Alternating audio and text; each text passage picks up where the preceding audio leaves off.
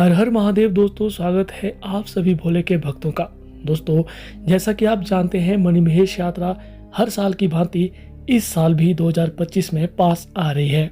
इस साल यात्रा की बात करें तो वैसे तो रक्षाबंधन के दिन पहला पवित्र स्नान होता है, लेकिन जो मुख्य स्नान जो होता है वो होता है कृष्ण जन्माष्टमी के दिन, जो इस साल अगर बात करें तो 16 अगस्त को है। लेकिन दोस्तों, जैसा कि आप मौजूदा मौसम के हालात जानते हैं, हिमाचल के किस तरह से मौसम के हालात बनकर मौसम कहर बरपा रहा है। जगह जगह लैंडस्लाइड और बादल फटने जैसी घटनाएं हो रही है, जिससे जान और माल का काफ़ी नुकसान हो रहा है।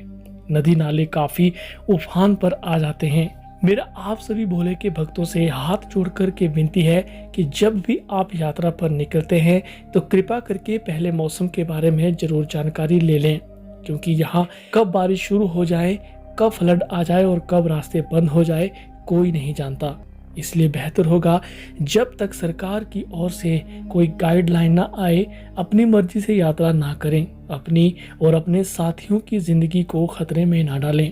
अभी हाल ही में भरमौर प्रशासन की तरफ से हरसर से धनशो तक के रास्तों का जायजा लिया गया, जिसमें रास्तों की देखभाल और कुछ जरूरी चीजों को बहाल करने को लेके प्रशासन ने कदम उठाए हैं। मेरा आप सभी से यही अपील है, जब भी यात्रा पर निकलें तो थोड़ा संभल कर और ध्यान से ही गाड़ी चलाएं और कभी भी कोशिश करें चट्टानों के नीचे अपने वाहन या खुद भी खड़े ना हो। दोस्तों, इस बार प्रशासन ने सफाई व्यवस्था का विशेष ध्यान रखा है।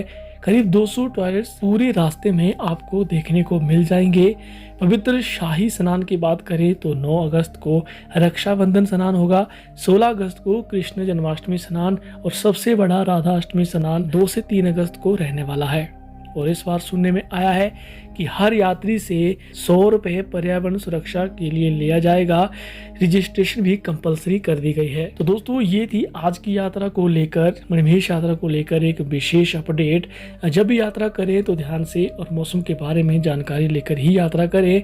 जैसा कि आप जानते हैं, हिमाचल में तेज और बहुत ज़्यादा बारिश लगातार हो रही है, जिसकी वजह से रास्ते अक्सर बंद हो जाया करते हैं और लोगों तक ये अपडेट लेट पहुंचती है या पहुंचती ही नहीं है, आप बोल सकते हैं। इसलिए अपने रिस्क के ऊपर यात्रा करें। सबसे पहले मौसम की और रास्तों की जानकारी आप जरूर लें दोस्तों, उसके बाद ही यात्रा करने के बारे में सोचें। वैसे दोस्तों, बात करें तो प्रशासन अपनी ओर से पूरी तरीके से तैयारियों में जुटा हुआ है। रास्तों की बात करें, चाहे रहने और खाने की व्यवस्था की बात करें, प्रशासन अपनी ओर से बेहतर काम करने का प्रयास कर रहा है। जैसे जैसे यात्रा पास आ रही है, सुविधाएं और तेजी से बढ़ती जाएंगी। वैसे दोस्तों, बात करें तो हर साल ही जब मणिमहेश यात्रा होती है तो बारिश और तूफान, लैंडस्लाइड आप बोल सकते हैं, बहुत जोरों शोर से होती है। यह हर साल की बात है। लेकिन फिर भी एक बात होती है कि आप जब भी यात्रा पर निकले, अपनी सिक्योरिटी सबसे पहले सुनिश्चित कर लें, अपने साथियों की सिक्योरिटी सबसे पहले सुनिश्चित कर लें, क्योंकि ये सबसे इम्पोर्टेंट चीज़ होती है। बाकी सभी तरह की फैसिलिटी की बात करें, सुविधाओं की बात करें, तो कुल मिला के आपको मणिमहेश यात्रा में देखने को मिल जाती है। रास्तों की बात करें तो रास्ते भी काफ़ी अच्छे होते हैं, जैसा कि प्रशासन कर सकता है, अच्छे होते हैं। क्योंकि आपको पता है दोस्तों, पहाड़ की बात है, ऊंचे ऊंचे पहाड़ है, तो वहाँ पर सभी तरह की फैसिलिटीज़ मिलना एक तरह से आप बोल सकते हैं इम्पॉसिबल होता है। लेकिन प्रशासन से जितना हो पाता है हर संभव प्रयास वो अपनी ओर से करते हैं और कर रहे हैं। मेरा आप सभी से वीडियो बनाने का यही एक मकसद था कि जब भी यात्रा पर निकले, अपने रिस्क के ऊपर पहले मौसम की जानकारी अवश्य लें, उसके बाद ही यात्रा करें। और दोस्तों, यात्रा करने का सबसे अच्छा टाइम अगर आपको बता दूं तो जब सरकार की ओर से ऑफिशियल अपडेट्स आती है, उसके बाद ही यात्रा की जाए। क्योंकि ऐसा होता है कि उस दौरान अगर ऐसी कुछ अनहोनी भी अगर हो जाती है, भगवान करे, महादेव करे कि ऐसा कुछ हो नहीं, लेकिन अगर ऐसा हो जाता है तो उस टाइम क्या होता है कि मेडिकल सुविधाएं उपलब्ध होती है, एम्बुलेंस उपलब्ध होती है, और भी कई तरह की जो फैसिलिटीज़ है,